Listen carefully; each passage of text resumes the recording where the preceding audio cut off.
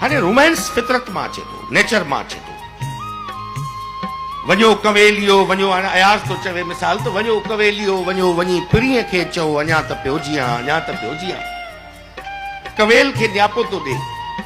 ये क़दीम सिंध में गीत ॻायो वेंदो हो, कांगड़ी बुढ़ो फ़कीर मिठीअ जो ॻाईंदो हो, ऐं पोइ इहो साॻियो गीत जेको आहे उहो पंहिंजी जीजी ज़रीना ज़ेबुनिसा इन्हनि रेडियो ते ॻायो हो, कांगड़ो थो उॾे अला कांगड़ो थो उॾे।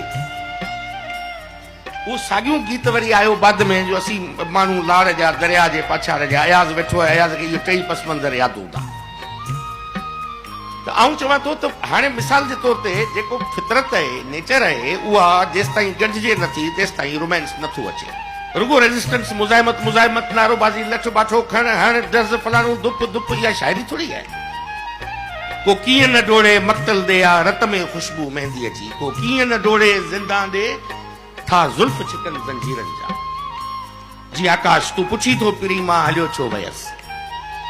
हाणे आकाश जी शाइरीअ जी कमाल इहो आहे त आकाश खे तारीख़ी इदराक, हिस्टोरिकल विज़डम मुकमिल हुनजी शाइरीअ में हो। हू गाफ़िल कोन हो, हुनजी तारीख़ पढ़ियल हुई, हुनजो मज़हब पढ़ियल हो आकाश जो, मज़हबनि जो तक़ाबली इल्म आकाश खे जो पढ़ियल हुयो। आकाश हितां जे बरे सग़ीर जी मजमूई तौर ते ऐं ख़ुसूसन सिंध जी जेका क्लासिकी रिवायत हुई शाइरीअ जी, जेका फोक मां फुटी निकिती, आकाश उनजी बागाई। आकाश खां कॾहिं वेंदा हुआसीं, पोइ आकाश जेके लाड़ पट जूं पुराणियूं जेके वीचारियूं कोलियूं जेके गीच ॻाईंदियूं हुयूं, उहे इहे आकाश उहे गीच ॿुधाईंदो हो पाण। आकाश मूसीकार उतां थियो। आकाश पंहिंजूं धुनियूं आकाश पाण ठाहींदो हो, मेजॉरिटी में धुनियूं ठाहींदो हो। उनखे राग जी एॾी परख हूंदी हुई, जो को फनकार वेठो आहे ॻाए वेठो, जेकॾहिं हू ग़लति पियो सुर हणे उते, त उतां रड़ करे चवंदो हो त इहा भाई करी छा थो, सुर त सवलो हण।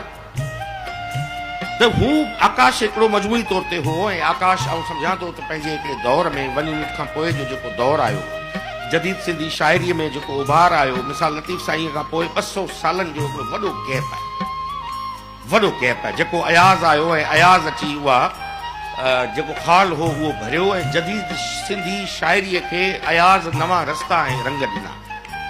ऐं उन खां पोइ जेकॾहिं के माण्हू पंहिंजो रस्तो ठाहियो, उहो आकाश अंसारी हो। ऐं इहो कमाल जी ॻाल्हि इहा आहे त हेॾे सारे शाह लतीफ़ जे हूंदे ऐं हेॾे सारे अयाज़ जे हूंदे पंहिंजे असलूब सां उहा लाड़ जी पुराणी रिवायत जेका फोक रिवायत हुई, उन आकाश खे इहो कमु ॾिनो त आकाश जी ॿोली चस वारी ऐं रसीली थी, ऐं आकाश जी